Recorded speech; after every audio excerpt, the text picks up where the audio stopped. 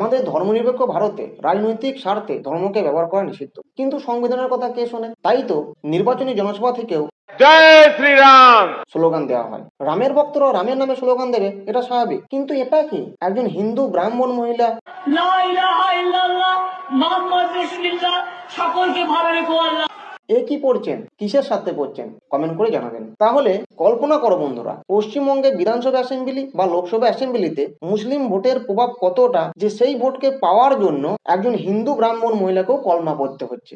এই ভিডিওতে জানবো পশ্চিমবঙ্গের লোকসভা অ্যাসেম্বলিতে মুসলিম ভোটের প্রভাব কতটা। পশ্চিমবঙ্গের 42টি লোকসভা আসনের মধ্যে বোলপুর লোকসভা আসনটি অন্যতম।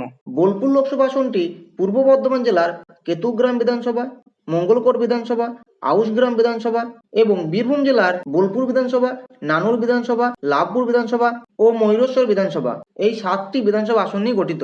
বোলপুর লোকসভা আসনে মোট ভোটারের সংখ্যা 17,02,366 জন। এর মধ্যে হিন্দু ভোটারের সংখ্যা 70.24%, মুসলিম ভোটারের সংখ্যা 29.3%, দলিত ভোটারের সংখ্যা 31.4% এবং আদিবাসী ভোটারের সংখ্যা 7%। मेरा ये चैनल सब्सक्राइब करें और मेरे हर अपडेट आपको मिले, इसके लिए बेल आइकन जरूर दबाइएगा। आप सभी को मेरी ढेर सारी शुभकामनाएं।